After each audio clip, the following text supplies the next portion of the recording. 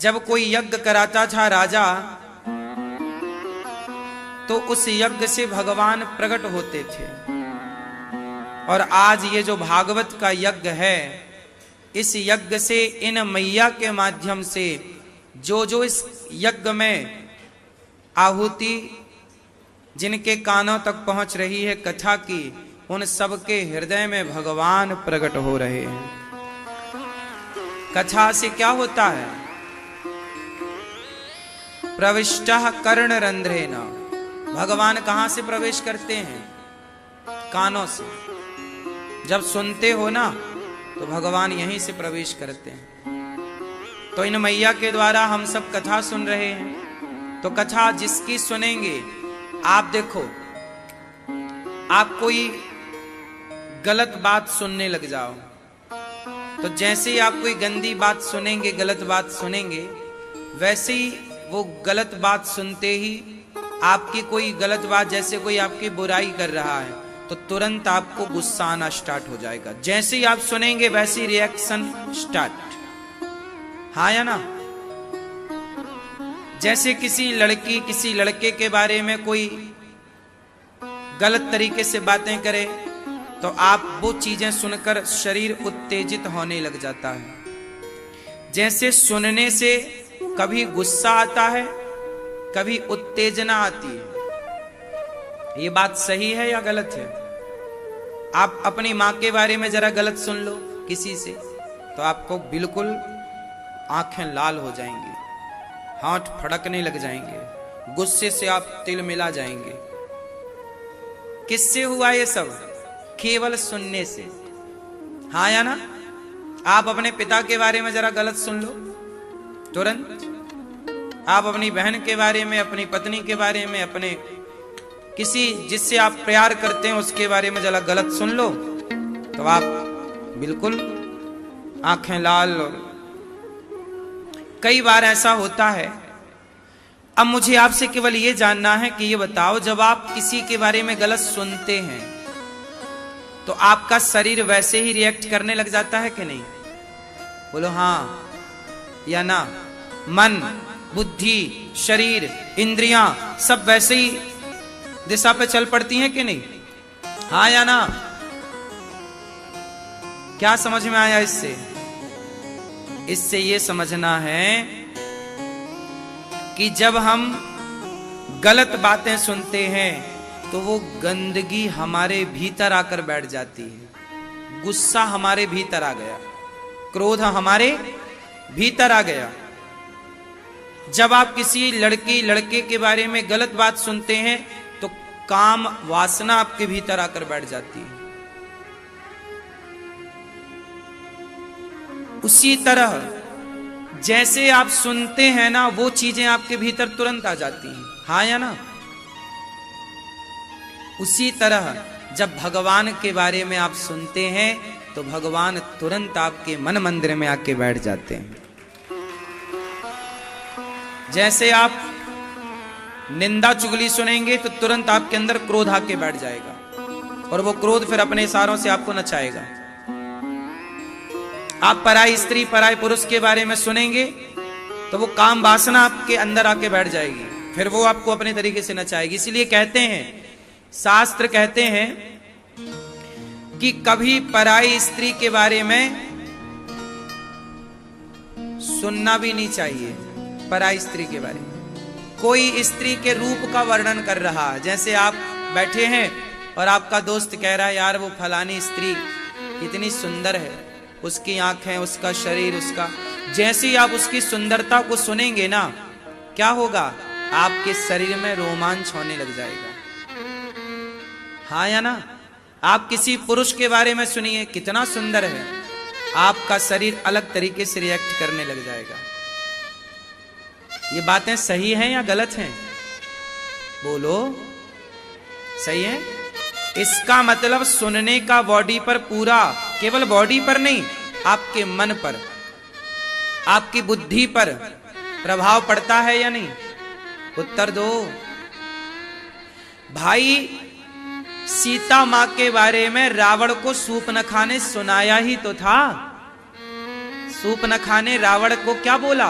अरे राम की पत्नी बहुत सुंदर है, उसकी आंखें, एक एक अंग का वर्णन किया है वहां पर शूर्पणखा ने रावण से।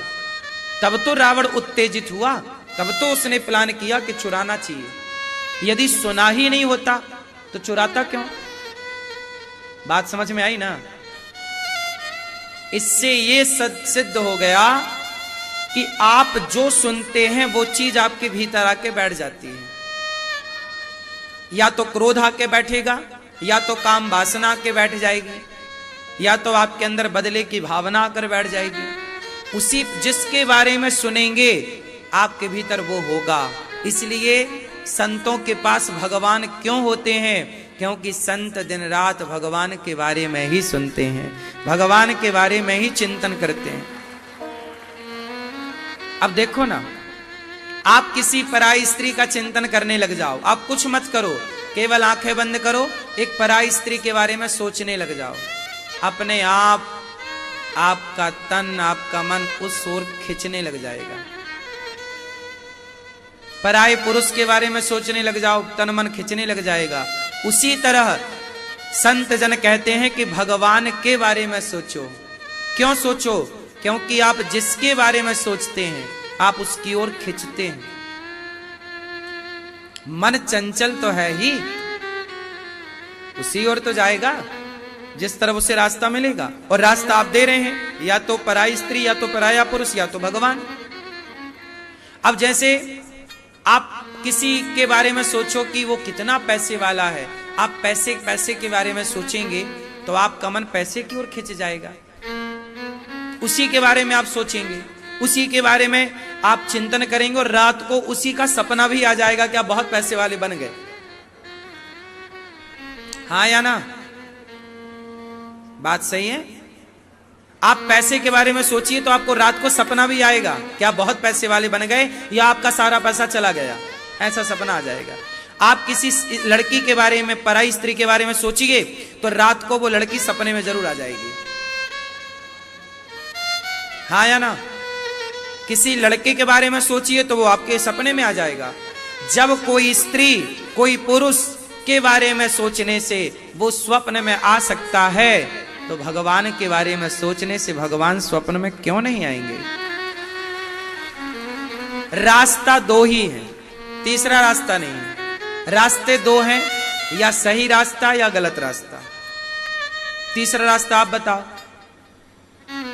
या तो अच्छा रास्ता है या तो बुरा रास्ता है। हाँ या ना? आप सोचिए कि आप किसी का भला कर रहे हैं। आप दिन भर सोचिए कि मैं किसी गरीब को भोजन करा रहा हूं, प्यासी को पानी पिला रहा हूं, किसी को कपड़े पहना रहा हूं, मैं किसी का बहुत ख्याल रख रहा हूं, मैं किसी के बारे में सोच रहा हूं कि मैं किस तरह का दुख दूर कर पाऊं, किसी के आंसू पहुंच पाऊं।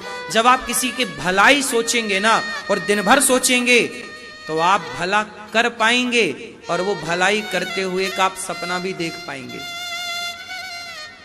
व्यक्ति कैसा होता है बताओ? लोग कैसे होते हैं? लोग कैसे भी नहीं होते, लोग जैसा सोचते हैं वैसे हो जाते हैं। अपराधी क्यों बन गया? उत्तर दो। क्योंकि उसने अपराध के बारे में सोचा। हाँ या ना? सोचा तो हो गया अपराधी। इसलिए कहता हूं, मन को थोड़ा पकड़ के रखना, ये अपराध की तरफ ना चला जाए, गलत रास्ते पर ना चला जाए, मन बिल्कुल सही दिशा में हो। मन कहां लगे? सदा भले काम में। मन कहां लगे? भगवान में, सत्संग में, कथा में। बिल्कुल गलत, मन बिल्कुल तैयार है गलत जगह जाने के लिए। आप जरा सी छूट दे दो, जरा सी ढील दे दो, तुरंत मन जाएगा गलत जगह। मन को बांध के रखना पड़ता है। जिनका मन बंधा है वो कंट्रोल है, वो सही है, और जिनने खोल दिया अपने आप को, आजाद कर दिया, गई भैंस पानी में। हाँ या ना? आप कैसे होते हैं? जैसा आप सोचते हैं। इसलिए तुलसीदास जी अच्छे क्यों हो गए? क्योंकि उन्होंने राम के बारे में सोचा, सोचते रहे राम राम राम, सोचते सोचते उन्होंने रामचरितमानस लिख दी। कबीरदास जी सोचते रहे किसके बारे में? राम के बारे में, भगवान के बारे में, समाज के उत्थान के बारे में सोचते रहे, लिख दिया। मुंशी प्रेमचंद्र का नाम सुना होगा, हाँ या ना? मैया मैया सुन रही हो ना मेरी माँ? मुंशी प्रेमचंद्र जी किसके बारे में सोचे?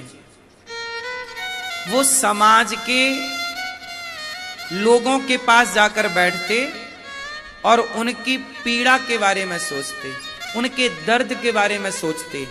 तो फिर उन्होंने सोचते सोचते क्या हुआ, उन्होंने लिखना स्टार्ट किया। और जो घटनाएं वो लिखते थे, आप जब मुंशी प्रेमचंद्र जी की कहानियां या उनके उपन्यास पढ़ेंगे तो ऐसा पढ़ेंगे, ऐसा लिखा उन्होंने जैसे वो आपकी आंखों के सामने घटना घट रही है। आप ऐसा मान ही नहीं सकते कि आप पढ़ रहे हैं। आप ये देखेंगे उसको पढ़ते समय जैसे आप देख रहे हो, हाँ या ना? मुंशी प्रेमचंद्र जी की कहानियां इतनी सजीव हैं कि जब आप पढ़ेंगे तो ऐसा लगेगा कि क्या आप पढ़ नहीं रहे हैं उन्हें, आप बोलो बोलो देख रहे हैं। इतना सजीव लिखा है। क्यों?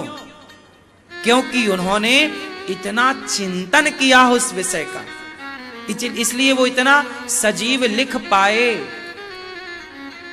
तुलसीदास जी रामचरितमानस लिखते हैं तो वो इतना बढ़िया लिख पाए, ऐसा लगता है रामचरितमानस पढ़ के कि हम देख रहे हैं, पढ़ नहीं रहे हैं राम के उस चरित्र को। इतना सजीव क्यों, कैसे होता है? जब आप उस विषय में डूब जाते हैं। इसलिए रास्ते दो हैं, या अच्छा या बुरा। मैं सोचता हूं, मैंने सोचा कि गौरी गोपाल आश्रम में आप लोग आते हैं, मैं आपकी किस तरह सेवा करूं। मैंने आपके सेवा के बारे में सोचा तो मेरे अंदर प्लान आया कि सेवा आपको भोजन से हो सकती है। मैंने सेवा के बारे में सोचा तो देखो भगवान ने सेवा का काम दे दिया, आप सबके लिए भोजन यहां उपलब्ध है। मैंने सोचा वृद्ध माओं के लिए तो मैं वृद्ध माओं की सेवा कर पाया। आप सोचते हैं, कई लोग, आप में से, आपका मतलब है आप नहीं, कुछ लोग आप सोचते हैं, कुछ लोग सोचते हैं यार शराब पी लेते हैं, थोड़ा महंगी वाली पीते हैं। आप शराब के बारे में सोचते हैं तो आप शराब बिल्कुल पी लेंगे जब आप सोचेंगे, क्या बड़ी बात। लोग महंगी से महंगी शराब के बारे में सोच रहे हैं तो आप जो सोच रहे हैं वही तो हो रहा है। आप देखेंगे कि आपके आसपास वही हो रहा है जो आप सोच रहे हैं। इसलिए पूरा खेल सोच से है। थॉट, जो आपके विचार हैं, उन विचारों से सबका निर्माण होता है। आपने एक कहावत सुनी होगी, आवश्यकता ही आविष्कार की जननी है। आवश्यकता ही आविष्कार की जननी है। हमारे यहां गाड़ी की जरूरत पड़ी तो बैलगाड़ी का आविष्कार हो गया, चलने फिरने की जरूरत पड़ी तो साइकिल का आविष्कार हो गया। बोलो हाँ। जरूरत पड़ी तो कार का आविष्कार हुआ, जरूरत ना होती तो आविष्कार क्यों होता। रात थी, अंधकार था तो लाइट का आविष्कार हो गया। रात होती ही नहीं तो लाइट का आविष्कार होता ही नहीं। भाई जरूरत थी ना, हुआ। जरूरत थी तो हुआ। करने वाले ने उसके बारे में सोचा और सोचा तो कर पाया। मैया, जैसे तुम पंचायत के बारे में सोचती हो दिन भर, तो प्रपंच कर पाती हो।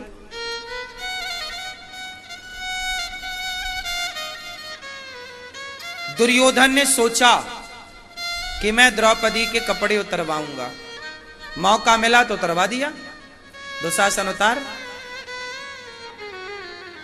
उसने तो बहुत पहले से यही सोचा होगा ना कि मौका मिले तो मैं ये करूंगा, उसने वही किया। फिर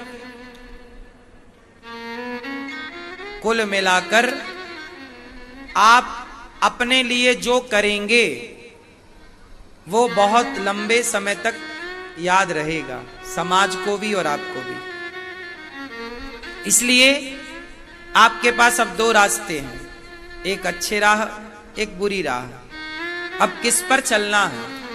दो गिलास आपके सामने है, एक में शराब भरी है, एक में दूध भरा है।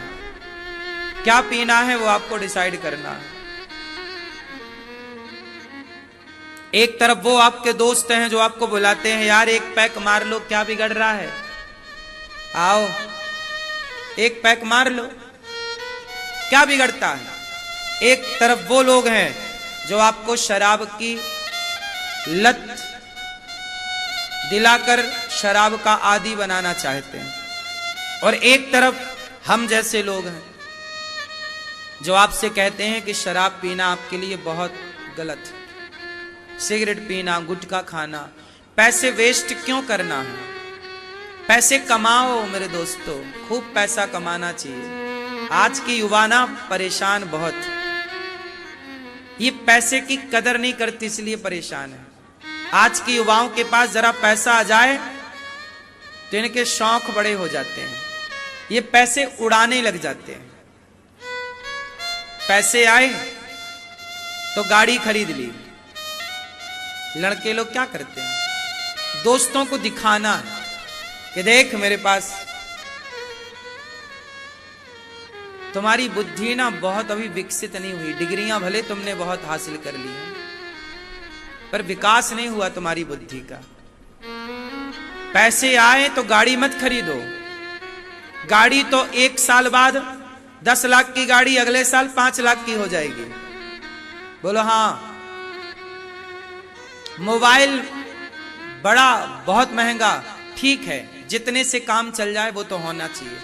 गाड़ी उतनी लो जिससे गुजारा हो, जितने की आवश्यकता है। पैसा आए तो क्या करें, पैसे आए तो पैसे बचाओ और अपने लिए एक बेहतर सा घर खरीद लो, प्रॉपर्टी खरीद लो, एक छोटा सा बिजनेस स्टार्ट कर दो, एक छोटी सी दुकान ले लो। आज यदि आप एक गाड़ी खरीदते हैं 25 लाख की, मैं आपको एक एग्जाम्पल दे रहा हूं, आप एक गाड़ी खरीदते हैं 25 लाख की उदाहरण, और एक 25 लाख का घर खरीदते हैं। अगले साल आप दोनों की कीमत निकालेंगे तो 25 लाख का घर जाके 40 लाख का हो चुका होगा और गाड़ी 25 लाख की 15 लाख की हो चुकी होगी। हाँ या ना? बात सही है। समझदार वो नहीं है जो पैसे को दिखावे में उड़ाए। किसे दिखाना है? ज्यादा मत दिखाओ, दुनिया जल जाएगी, लोगों के दिलों में आग लग जाएगी। और आप कहते नहीं मैं तो आग लगाना चाहता हूं। नहीं, ये खेल मत खेलो, तुमसे ज्यादा अनुभव हमें है। हम कहते हैं कि आप सामान्य रहो, वो पुरानी कहावत रट लो, सादा जीवन। कितना भी पैसा हो आपके पास, कभी किसी को मत दिखाओ, किसी को मत बताओ कि हमारे पास इतना है, हम इतने सफल हैं। आपकी सफलता एक दिन समाज जान लेगी, आपकी सफलता की आंधी जब आएगी तो लोग जान ही लेंगे। आप मत बताओ, सादे ही रहो। जरूरत है तो आप गाड़ी भी लो, सब लो। उन लोगों के साथ मत उठो बैठो जो पैसे का मिसयूज करते हैं। जो आदमी पैसे की कदर नहीं करता ना, वो आदमी थर्ड क्वालिटी का। 3 चीजों की कदर करना सदा। पहला, समय की कदर करना। किसकी? बोलो। समय एक बार जाएगा, कभी नहीं आएगा। समय की कदर करना। दूसरा, पैसे की कदर करना। तीसरा, अपने रिश्तों की कदर करना। यदि आपने ये 3 चीजें सीख ली तो आप सफल होए बिना इस धरती में रह नहीं सकते। आपके सफलता के ये 3 मंत्र हैं। पहला, समय की कदर कर लो, मतलब समय को सार्थक बनाओ मेहनत करके। पैसे आए तो पैसे की कदर करो, सही जगह लगाओ, एक भी रुपया गुटखा शराब में खर्च ना हो। और रिश्तों की कदर, माँ की कदर, पिता की, पत्नी की, बच्चों की, पति की, भाई की, भौजाई की, रिश्तों की कदर, मित्रों की, दोस्त, अच्छे दोस्तों की। जो आपको शराब पिलाएं वो दोस्त ना हो बिल्कुल।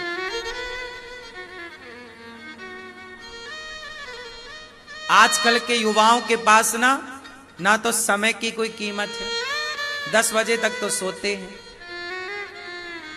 5-5 घंटे क्रिकेट देखने में गवा देते हैं। समय बड़ा बलवान है। शमशान गया एक बार मैं, तो शमशान में लिखा था, समय के पास इतना समय नहीं है कि वो फिर से आपको समय दे सके।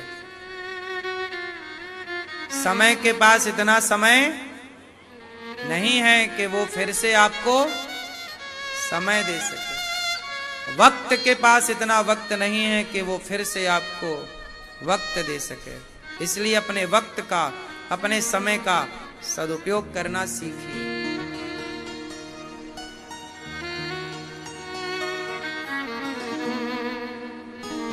हमारे शास्त्र, हमारे वेद पुराण यही तो सिखाते हैं। समय है तो गीता पढ़ो, अच्छी चीजें पढ़ो, कुछ नया सीखो। राजा परीक्षित जी ने कलयुग को 4 कमरे बनवा कर दिए। द्यूतम पानम स्त्रियः सूना। जुआ, जहां जुआ वहां कलयुग। अपना नाश करना है तो जुआ जरूर खेलना, यदि अपना सर्वनाश करना है तो। दुर्योधन ने अपना सर्वनाश कर लिया जुआ खेलकर। यदि अपना सर्वनाश चाहते हो तो फिर जंगली रमी डाउनलोड आप देख लो। द्यूतम, पानम, पानम बोले तो शराब, मदिरा, दारू। अपना नाश चाहते हो, अपना सर्वनाश चाहते हो तो शराब पी लो। द्यूतम पानम स्त्रियः। अपना नाश चाहते हो। आज मेरे पास एक बहन आई, आज की घटना है, रो रही थी, लगभग 30 साल की रही होगी। क्यों रो रही हो बहन? गुरुजी बड़ी गलती हो गई। क्या हुआ? मैंने अपने पति को धोखा दे दिया। कैसे धोखा दिया? मेरे बच्चे हैं, अच्छा खासा पति कमाता है, बहुत प्यार करता था, पर मैं किसी आदमी के चक्कर में उलझ गई और मैं उसके संग भाग गई। 6 महीने तक मैं उसके संग रही। वो नशा करता, मुझे उसने फंसा लिया और वो मेरा शोषण करके अब उसने मुझे निकाल दिया। वो बहुत बड़ा नशेड़ी है। मैं बच के आई हूं उसका संग छोड़कर। अब ये लड़की ना घर की रही ना घाट की। बोलो हाँ। पहले आपको लगता ना बड़ा मजा है। साहब जो दिखता है वो सच नहीं होता। ये दुनिया जैसी दिख रही है वैसी है नहीं। लोग जैसे दिख रहे हैं वैसे है नहीं। ये सच्चाई कब जानोगे आप लोग? हाथी के दांत खाने के और दिखाने के अलग अलग होते हैं। दिखाने के दांत अलग हैं। ये दुनिया जितनी बढ़िया दिखती है, लोग इतने बढ़िया हैं नहीं। मैंने पूछा कि क्या हुआ था। उसने बताया कि वो आदमी आया और उसने मुझे देखा, हमने उसे देखा, दोनों ने एक दूसरे को कहा कि अब हम दोनों साथ रहेंगे। और हमने अपने पति को अपने बसे बसाए घर को छोड़ दिया। 6 महीने उसने मेरा शोषण किया और निकाल बाहर किया। उतर गया प्यार का भूत। लेकिन इन 6 महीनों में ना उसकी सारी जिंदगी तबाह हो गई। हाँ या ना? आपका एक गलत निर्णय सारी जिंदगी आपको रुलाएगा, याद रखिएगा। और आपका एक सही निर्णय सारी जिंदगी आपको खुश रखेगा। प्रार्थना करो आप सबसे, कभी ऐसा कोई गलत निर्णय मत लेना जो आपकी गलती से आपके परिवार को भी भोगना पड़े। अब ये भाग गई, अब उसके पति की क्या स्थिति होगी? उसके पति के लोग, उसके दोस्त मजे ले रहे हैं, यार तेरी तो पत्नी भाग गई।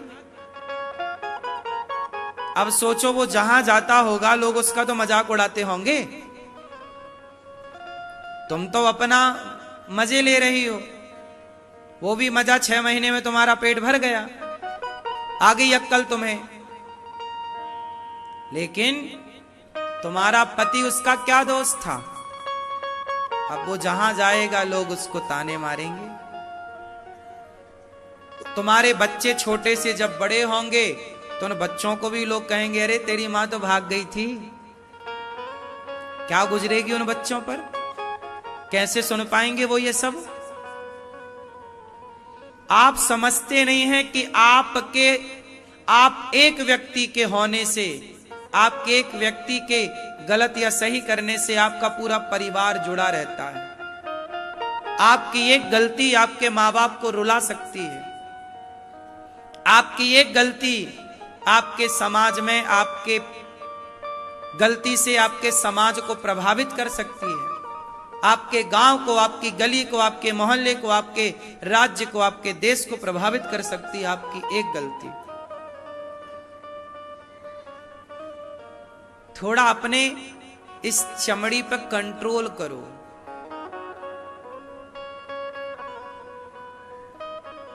आजाद मत छोड़ो इससे, वरना देखना खून के आंसू रुलाएंगी तुम्हें ये तुम्हारी इच्छाएं। रावण की इच्छाओं के कारण उसका सत्यानाश हो गया। 1 लाख बेटे थे रावण के। कितने बेटे थे? और 1.25 लाख नाती थे। सोने की लंका का राजा था, पर उसके चंचल मन ने, उसकी अनियंत्रित इंद्रियों ने, उसकी काम वासना ने लंका में उसके 1 लाख बेटों का सर्वनाश कर दिया कि नहीं? गलती रावण ने की और भोगा किसने? उसके 1 लाख बेटों ने और 1.25 लाख नाती ने। गलती किसकी थी? क्या गलती 1.25 लाख लोगों की थी? क्या गलती 1 लाख लोगों की थी? उत्तर दो। गलती सिर्फ एक रावण की थी, लेकिन दंड किसे मिला? रावण के पूरे परिवार को, पूरे वंश को।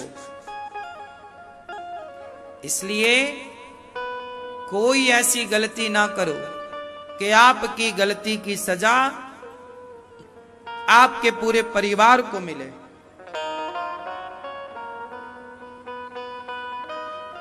बिना विचारे जो करें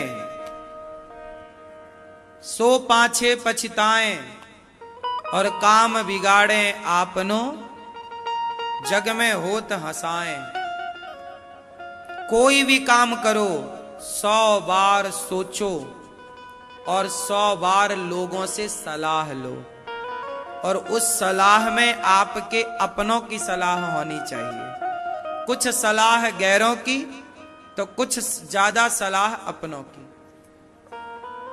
कोई भी काम तुरंत ना करो कि मन में आया कर दिया, नहीं, पहले उसको डिस्कस करो अपनी मां के साथ, पिता के साथ, भाई के साथ, दोस्तों के साथ। जब सबकी सहमति एक सी नजर आए तो वो काम करना चाहिए। क्या कहते हैं आप लोग?